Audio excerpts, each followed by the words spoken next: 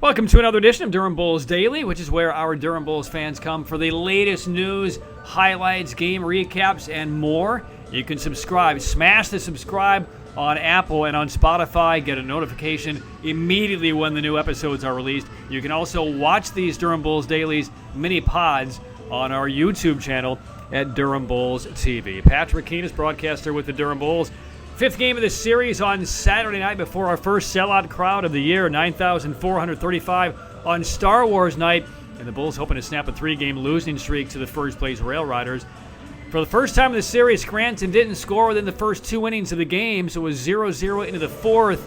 But then the scoring began for the RailRiders. After a leadoff double by TJ Rumfield, 1 out later, shortstop Jeter Downs came up against Bulls starter Jacob Waguespack that put the Bulls behind the 8-ball.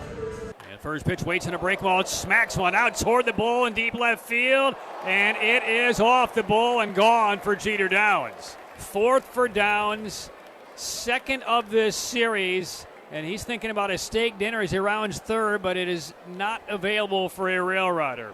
And it's 2-0 Scranton as they score first. That would be Downs' fourth home run of the season, right off of the Bull, but there's no steak or no salad for Downs. And the Bulls were trailing 2-0. In the fifth, Waguespack continued and pitched with some tough luck. Gave up a leadoff soft single to right field, and then on back-to-back pitches, bunt singles. One by Brandon Lockridge, the next by Caleb Durham. That would load the bases with nobody out.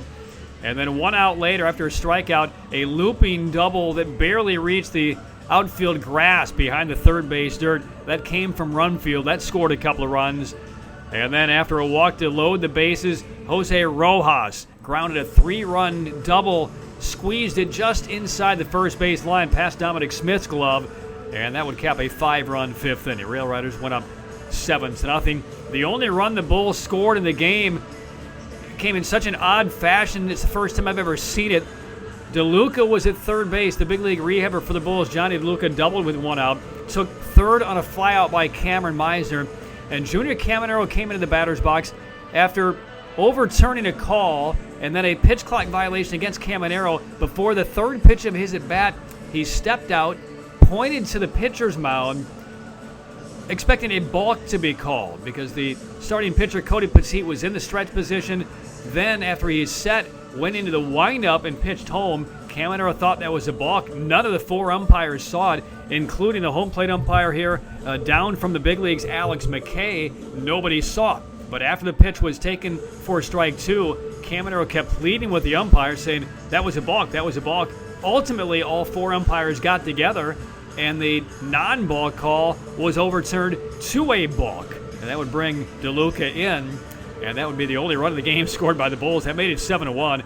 Scranton scored a run in the 8th inning that came against Joe Rock, who threw very well in long relief. He's a starting pitcher for the Bulls, but with Waguespack starting tonight and Taj Bradley going on a big league rehab Sunday, Rock got his work in, throwing 4 innings to close out the game. 5 hits, no walks. He struck out 4 and permitted just that 1 run. But all told, it was an 8-1 win for the RailRiders. Scranton still in first place atop the 20-team IL. The Bulls, with their 4th straight loss, are now 9-17 going into the homestand finale on Sunday. It is a 1:05 first pitch.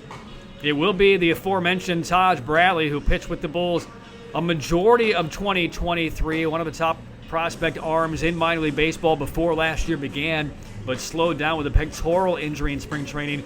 Bradley will make a major league rehab start for the Bulls tomorrow at 1:05. Radio airtime 12:50 with the Morgan Ensberg Show. TV will join us at 1 o'clock, and again a 1:05 homestand finale between Durham and Scranton. Once again, you can subscribe to these Durham Bulls Daily mini pods on Spotify and on Apple, and you can also watch these and subscribe on our YouTube channel. Please do. It helps out the show a lot.